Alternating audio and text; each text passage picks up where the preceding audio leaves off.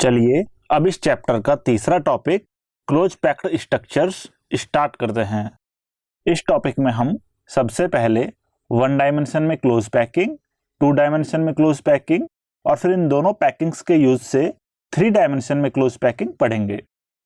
इसके बाद हम किसी भी कंपाउंड का फॉर्मूला निकालना सीखेंगे, फिर वॉइड्स के बारे में पढ़ेंगे और यह पता लगाएंगे कि किसी कंपाउंड की स्ट्रक्चर में कितने वॉइड्स भरे हुए हैं और कितने वॉइड्स खाली हैं। फिर हम वॉइड्स के टाइप्स, टेट्राहेड्रल वॉइड्स और ऑक्टाहेड्रल वॉइड्स की किसी भी सॉलिड में पॉसिबल पोजीशंस का पता लगाएंगे। चलिए CV1 स्टार्ट करते हैं, जिसमें हम 1D एवं 2D में क्लोज पैकिंग पढ़ने वाले हैं। सॉलिड्स में जैसा कि हम जानते हैं कि constituent particle minimum vacant space रखते हुए क्लोजली पैक्ड होते हैं और इन कॉन्स्टिट्यूएंट पार्टिकल्स को हम आइडेंटिकल हार्ड स्पेयर्स एज्यूम करते हैं। हम सॉलिड्स की 3D स्ट्रक्चर 3 सिंपल स्टेप्स में बना सकते हैं या फिर समझ सकते हैं। 1D में क्लोज पैकिंग, फिर 2D में क्लोज पैकिंग तथा फिर इन दोनों का यूज करके 3D में क्लोज पैकिंग द्वारा। तो चलिए सबसे पहले 1D में क्लोज पैकिंग पढ़ते हैं। 1D में पार्टिकल्स को अरेंज करने का एक ही वे पॉसिबल है कि हम सभी पार्टिकल्स को एक रॉ में एक दूसरे को टच करते हुए अरेंज करें, जैसा कि डायग्राम में दिखाया गया है। हर पार्टिकल या स्पेयर अपने पड़ोसी 2 पार्टिकल्स या स्पेयर्स के कांटेक्ट में रहता है, मतलब उनको टच करता है। ऐसे पड़ोसियों की संख्या जो किसी पार्टिकल के सबसे निकटतम उपस्थित हैं, कोऑर्डिनेशन नंबर कहलाता है।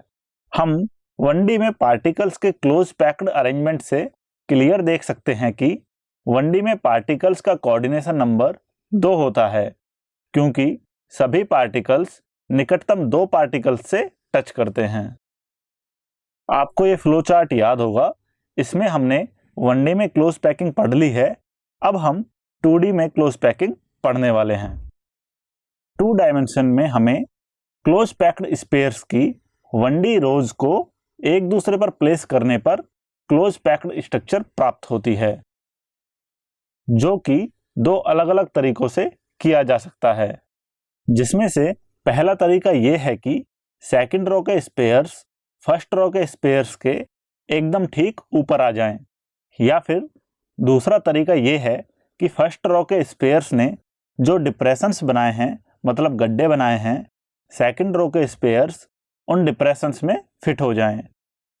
तो इन दोनों तरीकों से हम 2D में क्लोज पैक्ड स्ट्रक्चर्स बना सकते हैं। चलिए अब पहले तरीके को देखते हैं। यहाँ आप पहले एक 1D में क्लोज पैक्ड रॉ देख पा रहे हैं, जिसका नाम हमने A बुलाया है। अब अगर दूसरी रॉ बिल्कुल ठीक पहली रॉ के ऊपर आ जाए तो कुछ इस प्रकार दिखेगी, और इसी प्रकार आगे की स्ट्रक्चर हमें 2D में कुछ इस प्रकार प्राप्त होगी, जिसे हम AAA टाइप ऑफ अरेंजमेंट बोलेंगे।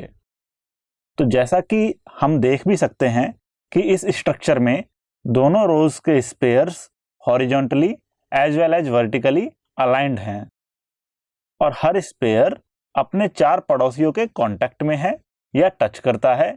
इसीलिए 2D में इन सभी पार्टिकल्स का कोऑर्डिनेशन नंबर जो है वो 4 होता है। यदि हम किसी स्पेयर के चारों निकटतम पड़ोसियों के सेंटर्स को मिलाएं तो हमें एक स्क्वायर प्राप्त होगा। इसीलिए इस पैकिंग को 2 डायमेंशन में स्क्वायर क्लोज पैकिंग भी कहते हैं। अब हम 2D में दूसरे प्रकार का अरेंजमेंट देखते हैं, जिसमें दूसरी रॉ पहली रॉ के डिप्रेशंस में आएगी। अब हम 2D में दूसरे प्रकार का अरेंजमेंट देखते हैं, जिसमें दूसरी रॉ पहली रॉ के डिप्रेशंस में आएगी। सबसे पहले हम 1D में एक क्लोज पैक्ड स्पेयर्स की रॉ को अरेंज करते हैं, जिसका नाम हम A देते हैं। फिर दूसरी रॉ पहली रॉ के ऊपर इस प्रकार अरेंज होगी कि दूसरी रॉ के स्पेयर्स पहली रॉ के डिप्रेशंस में आएंगे। इस रॉ को हमने B नाम दिया है, और इसी पैटर्न की रिपीटेशन से हमें 2D में दूसरे प्रकार का क्लोज पैक्ड अरेंजमेंट मिल जाता है। और यहाँ हम क्लियर देख पा रहे हैं कि तीसरी लेयर के सभी स्पेयर्स पहली लेयर के स्पेयर्स के एकदम ठीक ऊपर आ रहे हैं, इसीलिए इस तीसरी लेयर को भी हमने ए ही नाम दिया है। इस प्रकार इस तरह के कंप्लीट अरेंजमेंट को हम ए बी टाइप का अरेंजमेंट बोलते हैं। जैसा कि आपने ऑब्जर्व भी किया होगा कि इस पैकिंग में फ्री स्पेस काफ़ी कम है, इसीलिए यह पैकिंग स्क्वायर क्लोज पैकिंग से काफ़ी अधिक एफिशिएंट है, क्योंकि स्क्वायर क्लोज पैकिंग में काफ़ी अधिक स्पेस खाली रह जाता है और प्रत्येक स्पेयर अपने पड़ोसी 6 स्पेयर्स के कांटेक्ट में रहता है, इसीलिए इस पैकिंग का कोऑर्डिनेशन नंबर 6 होता है।